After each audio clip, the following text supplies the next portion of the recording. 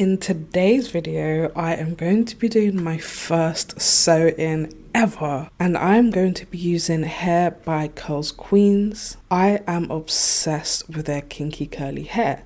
So with the bundles, we got a cute Ziploc bag which has a bonnet and a Tangle teaser brush. We also got a dust bag to put our bundles in whenever we're not using them. And I am so gassed up because look at these bundles. We haven't even got into defining them yet. They smell nice, fresh and clean. The texture is in water kinky curly. The length is in 18 inches and altogether we have 2 bundles. At first I was a little bit worried that 2 bundles would not stretch, but I ended up having some left over, which is what I was really happy about. And of course, because this is kinky curly hair, once it's stretched the hair reaches 18 inches, but when it's shrunk it's about half the length. And that is how you tell if you're getting good quality curly hair. First of all, let's start with my own hair situation. So I started off on one side and I braided all the way round to the back of my head, back to the front again,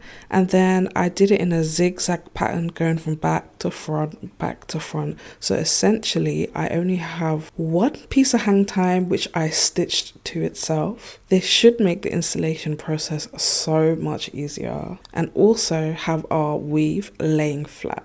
The first thing that I decided to do was to undo the bundles. Now with curly hair you have to be really careful with this, especially if you have longer lengths. Anything over 20 inches could tangle at the end, but just take your time and this will not happen. Make sure you don't brush the bundles when you first get them. Use your fingers to finger comb the ends and separate the pieces that are clumped together. This is what the track looked like when it was fully unraveled. I was so surprised about how much hair was on here. It felt like the track was going forever and ever. For the install, I'm going to be using a weaving net. As I said, this is the first time I have ever done a sewing on myself, so I knew that this will become a big help to me. Essentially what this net does is give you more points to sew the hair down on, and also protects your own hair in the process so that your braids are not taking all the weight of the weave. Using a curved needle will make it easier to sew the tracks and the netting on, and I'm essentially stitching this down to the braid that I had all around the perimeter of my head. Once that's all done,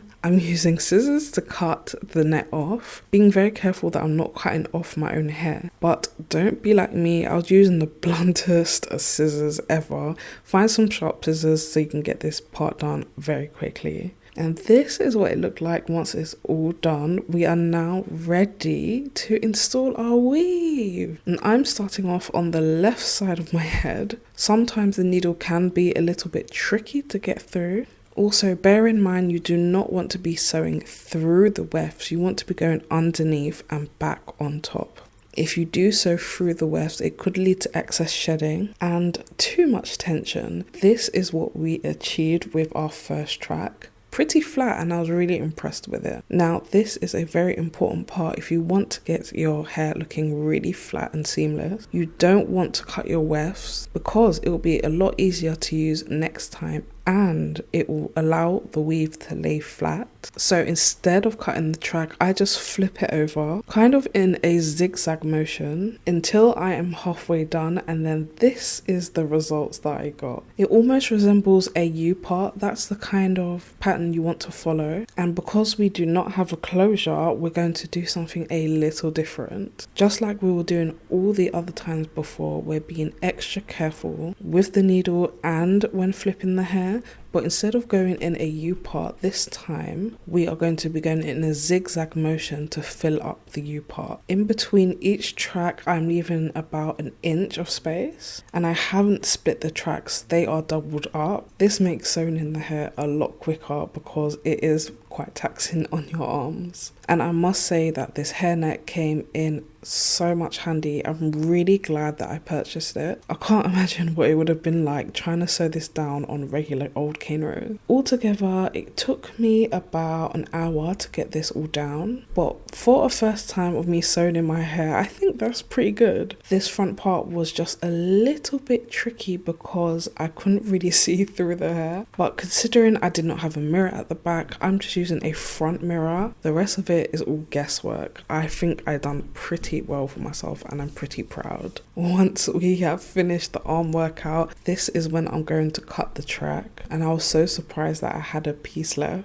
That's how thick and full these wefts are. Next, I'm going in with warm water in a spray bottle. The warmer, the better. This is what is going to make your curls pop. And I'm not using any product. I want to see how this raw hair behaves by itself without any product. And it was so satisfying running the Tangle teaser brush through the hair. It was like a hot knife through butter. I literally experienced zero tangling. And as I always say, try and air dry the hair. Do as I say, not as I do. Allowing the hair to air dry will protect the longevity of the hair. Just try not to fall asleep with it wet. The drying process was pretty quick though. It took me about 10 minutes to get it all bone dry. I undone the braids on my edges and used a little bit of black hair powder because my own hair is dyed brown, and these are the results.